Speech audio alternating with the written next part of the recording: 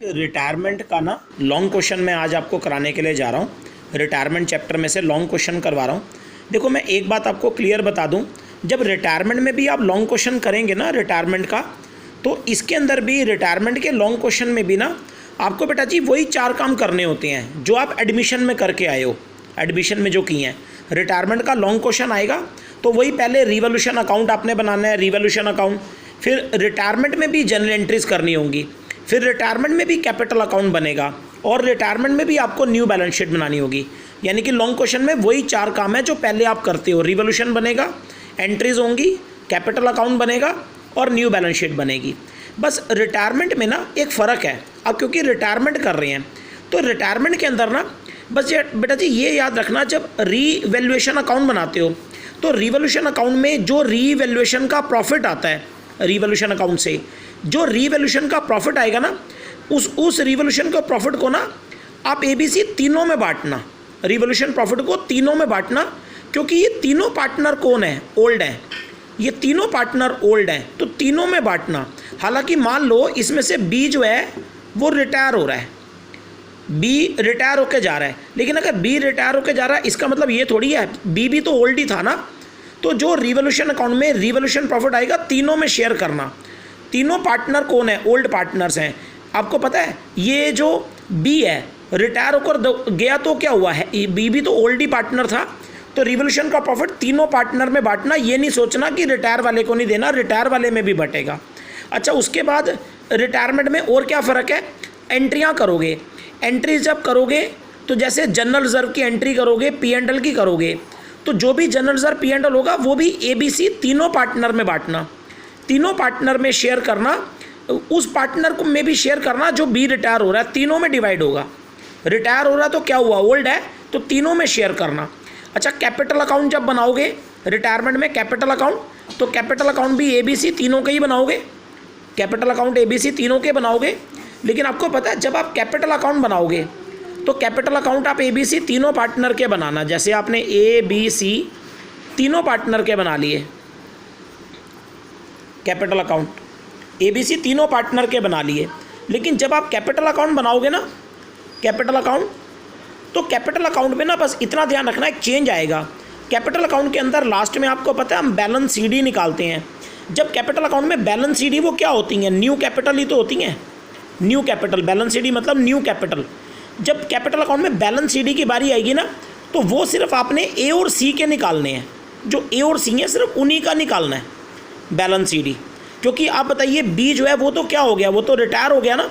तो जो balance CD है वो सिर्फ A और C जो 2 पार्टनर AC हैं उन्हीं का CD निकलेगा।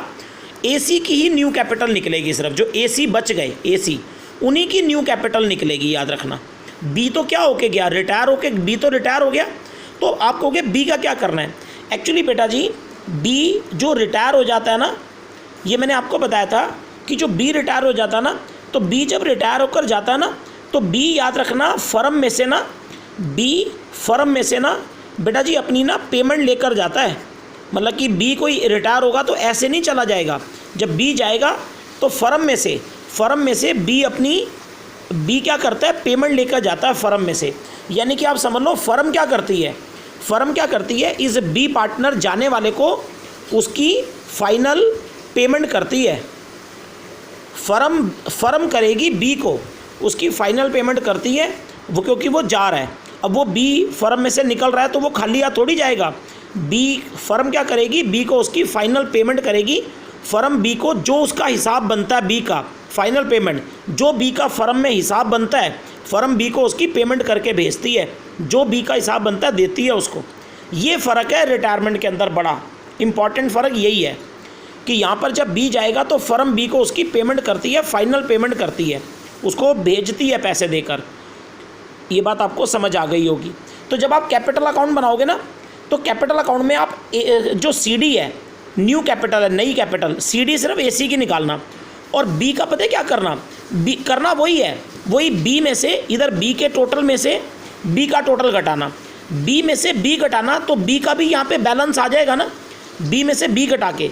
लेकिन ये जो B का बैलेंस आएगा ना, मैं B के बैलेंस की बात कर रहा हूँ, B का ये जो बैलेंस आएगा ना, इस B के बैलेंस को ना हम बेटा जी B की ना फाइनल पेमेंट कहते हैं।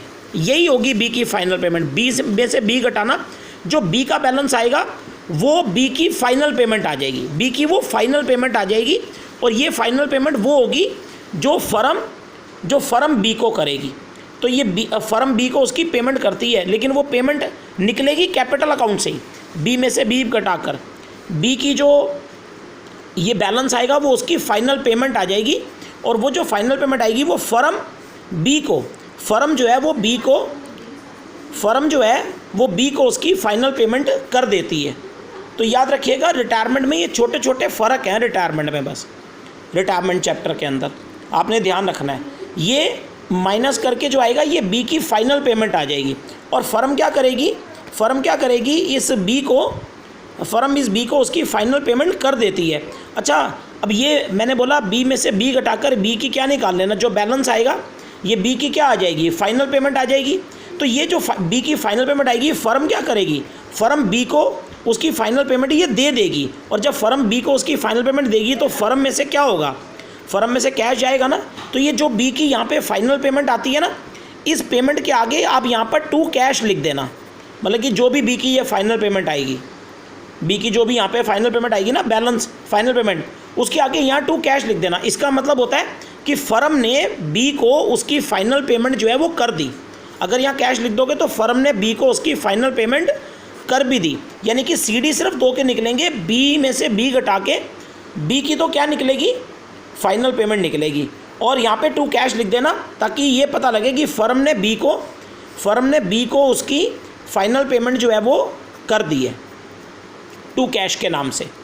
ठीक है, तो फर्म बी को उसकी पेमेंट कर देगी टू कैश के नाम से। और ये भी याद रखना, अगर फर्म बी को उसकी फाइनल पेमेंट कर देगी कैश से, तो फर्म में से कैश भी तो चला जाएगा, फर्म में से कैश भी तो आउट हो जाएगा। आप मुझे बताइए, तो ये याद रखना ऐसे होता है। यहाँ पे रिटायरमेंट में ये फ़र्क है, जब बी जाता है तो फर्म उसको उसकी पेमेंट करती है, और बी की पेमेंट कैपिटल अकाउंट से ही निकलती है, बी में से बी घटा के, और फर्म बी को उसकी जाने वाले को हिसाब कर देती है, भाई ले जा अपना जो हिसाब बनता है, और जो हिसाब बनता है उसे दे देती है। और जो भी पेमेंट यहाँ निकालोगे टू कैश से कर देना, फर्म कर देगी, टू कैश लिख देना, मतलब फर्म ने पेमेंट कर दी। और अगर टू कैश लिख दिया तो फर्म में से कैश क्या हो गया, चला गया ना, तो फर्म में से कैश भी निकल जाएगा, याद रखिएगा। ये छोटे छोटे कैपिटल अकाउंट में फ़र्क आपको दिखाई देंगे, याद रखिएगा। और क्या बनाओगे, न्यू बैलेंस शीट बनाओगे, क्वेश्चन में नई बैलेंस शीट भी बनाओगे। तो जब नई बैलेंस शीट बनाओगे ना, तो नई बैलेंस शीट में ये फ़र्क होगा कि नई बैलेंस शीट में लायबिलिटी साइड में जब कैपिटल दिखाओगे तो कैपिटल केवल एसी की दिखाओगे, अब न्यू कैपिटल, क्योंकि अब तो वही बची है ना, एसी तो बचे हैं, तो एसी की सिर्फ कैपिटल दिखाओगे, नई वाली कैपिटल, ये जो सीडी में आएगी सिर्फ कैपिटल एसी की आएगी, नई कैपिटल, वही दोनों बचे हैं। और हाँ, नई बैलेंस शीट में असेट साइड में कैश में से, जो नई बैलेंस शीट में असेट में पहले कैश दिखाना, पहले कैश वो ओल्ड वाला दिखाना जो पहले से था कैश। नई बैलेंस शीट में असेट में कैश में से बेटा जी वो वाला कैश माइनस कर देना जो बी को पे करा, जो ये बी को पेमेंट करी। तो बी को बताइए पेमेंट करी टू कैश से, तो फर्म में से कैश गया, तो नई बैलेंस शीट में कैश में से ये कैश माइनस कर देना जो बी को पे करा है फर्म ने, जो फर्म ने बी को कैश पे करा, ये वाला फाइनल पेमेंट वाला, ये कैश में से माइनस कर देना ताकि नया कैश निकल आए, नया कैश। तो ये छोटे छोटे चेंजेस आपको रिटायरमेंट के लॉन्ग क्वेश्चन में नज़र आएंगे। रिटायरमेंट का जब आप लॉन्ग क्वेश्चन करोगे तो छोटे छोटे चेंजेस आपको नज़र आएंगे। वही रिवोल्यूशन बनेगा, लेकिन प्रॉफिट तीनों में बटेगा, रिटायर में भी बटेगा जो रिटायर हो रहा है। एंट्रीज होंगी जनरल रिजर्व P&L तीनों में बटेगा, जो रिटायर हो रहा है उसमें भी। कैपिटल अकाउंट तीनों के बनेंगे, लेकिन CD 2 के निकलेंगे, जो बी चला गया उसकी फाइनल पेमेंट निकलेगी और उसे कैश से कर देना। तो और नई बैलेंस शीट में कैपिटल 2 की दिखाना जो बच गए, और जो चला गया बी उसकी फर्म ने पेमेंट कर दी, तो नई बैलेंस शीट में कैश में से वो कैश घटा देना जो बी को दे दिया। तो ये छोटे छोटे रिटायरमेंट के लॉन्ग क्वेश्चन में, रिटायरमेंट का जब लॉन्ग क्वेश्चन करोगे तो ये छोटे छोटे चेंजेस आप नोट करोगे। रिटायरमेंट के लॉन्ग क्वेश्चन में आपको छोटे छोटे चेंजेस नज़र आएंगे, ये सारे के सारे। ये ध्यान में रखकर आपने रिटायरमेंट का लॉन्ग क्वेश्चन करना है बेटा जी।